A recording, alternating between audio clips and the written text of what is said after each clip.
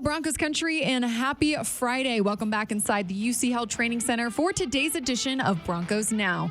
Team reporter and host Sydney Jones here. And coming up today, I'll have the final injury report ahead of Sunday's game, and we'll hear from head coach Nathaniel Hackett. Plus, Broncos lead writer Aric DiLalla joins the show for a game preview. All that and more on today's episode.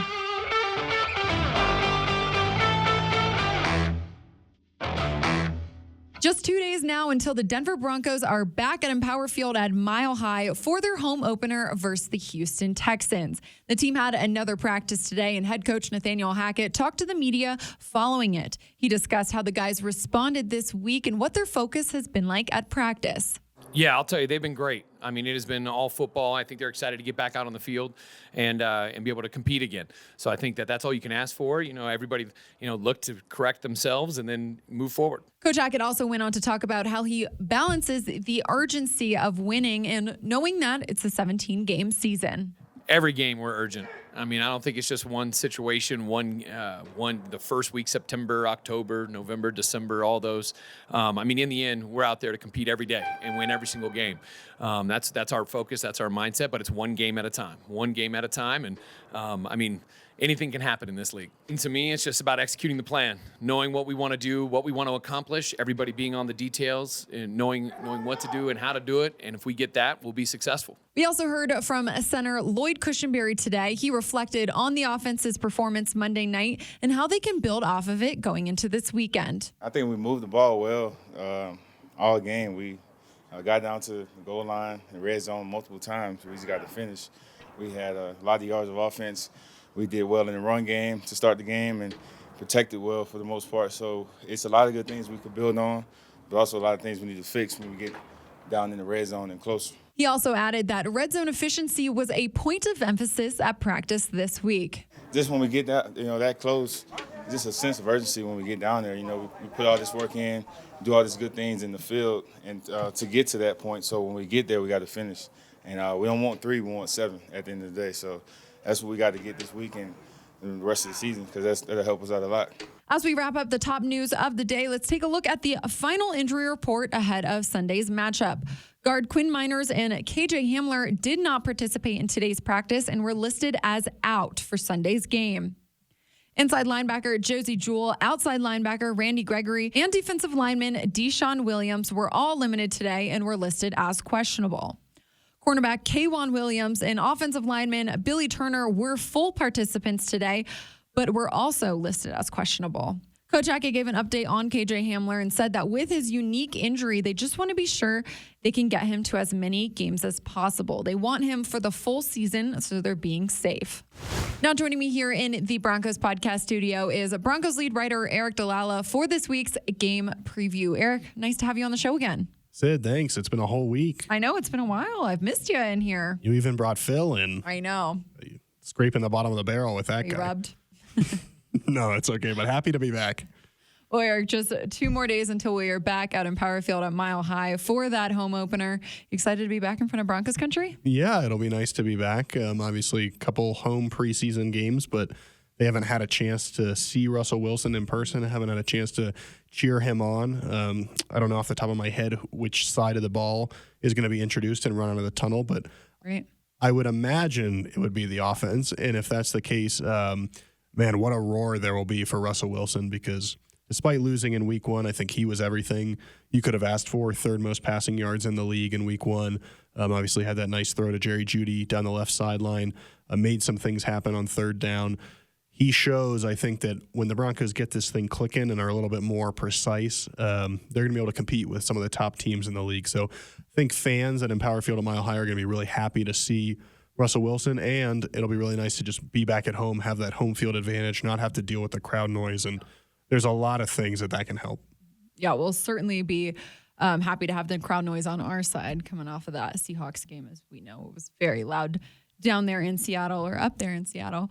Well, Aric, let's dive a little bit deeper into this matchup. Like you mentioned, the offense, they moved the ball pretty well in Seattle, both on the ground and through the air. But had some, costly mistakes in the red zone and with some penalties. So how do you hope to see this team really fix those come Sunday? Yeah, I mean, I hope they don't change too much because you mentioned that the offense looked really good. They were on pace for more than 500 yards at halftime. I think Russell Wilson ended up with more than 300 passing yards. They were able to move the ball on the ground. They were able to mix in some screen plays, which really has not been part of the Broncos offense here in the last couple of years. That's always a great way to get defenses off balance, so I liked that. Some creativity, I think, offensive play calling wise that we haven't seen in the last few years as well. And then you talk about, like I mentioned on third down, just the ability to convert those third and longs, which in previous years I think you got off schedule and it was a little tricky you were kind of done. It was kind of a punt or a field goal.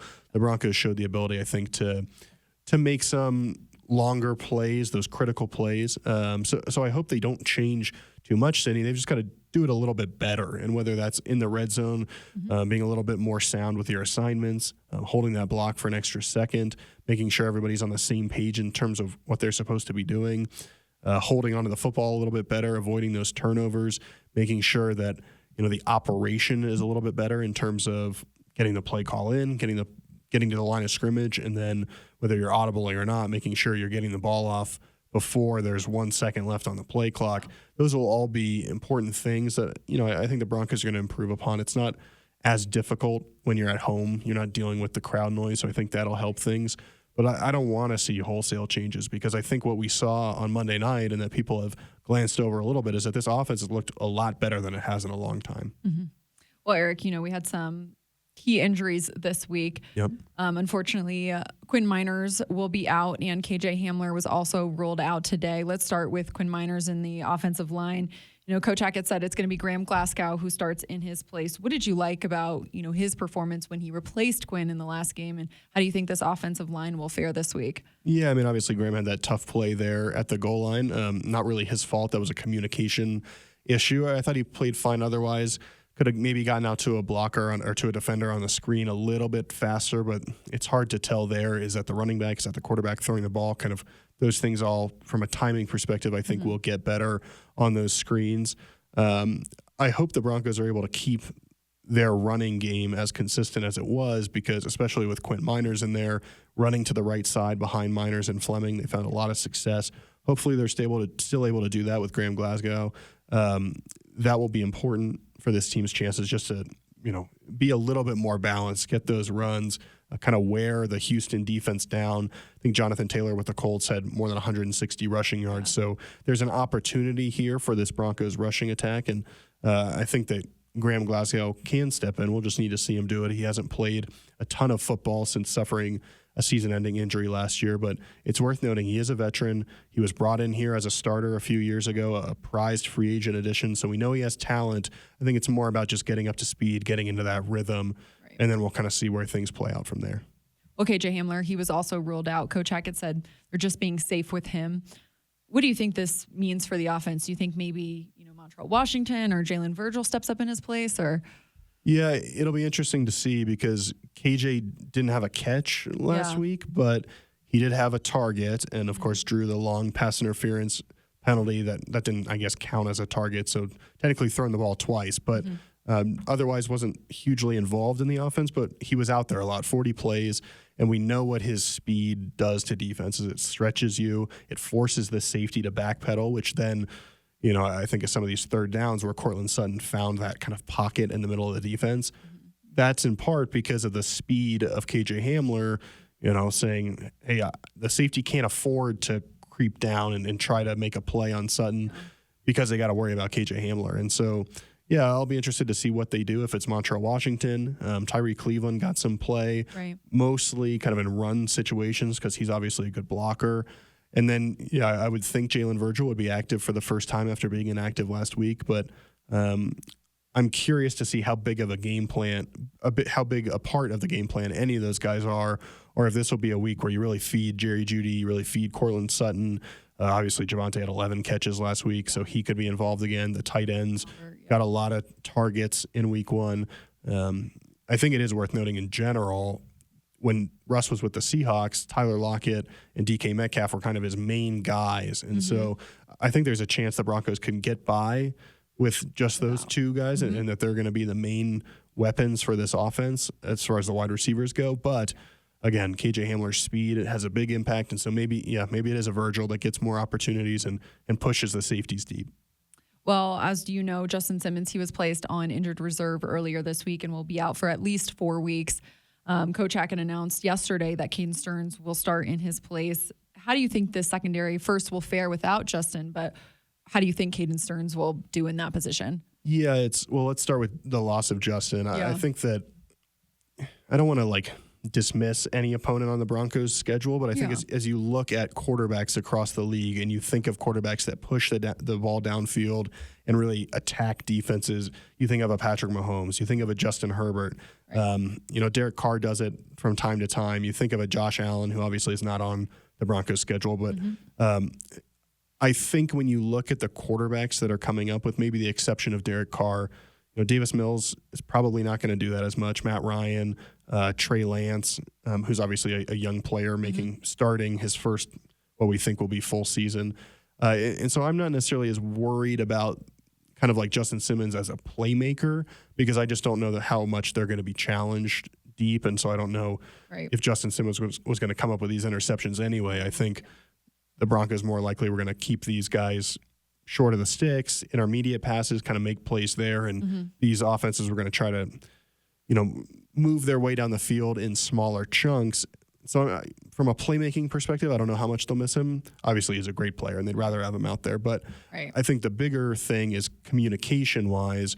We saw that both touchdowns the Seahawks had in Week 1 were the result of certainly one was a blown coverage, and it looked like on the second one maybe a safety should have been there to help. And so I just wonder, are they able to get through these games without any big errors? Because the Texans have Brandon Cooks, who's a really talented weapon. He's a great player, very fast, shifty, can find space in the defense.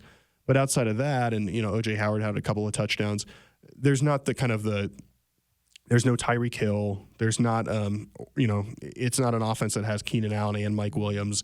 Even DK Metcalf and Tyler Lockett, I think, was probably a stronger duo overall. Absolutely. And so the only way I see Houston kind of having a ton of success in the passing game is if there's these mishaps and these blown coverages, and all of a sudden Brandon Cooks is down the sideline or catches a ball in space and the safety isn't where they're supposed to be.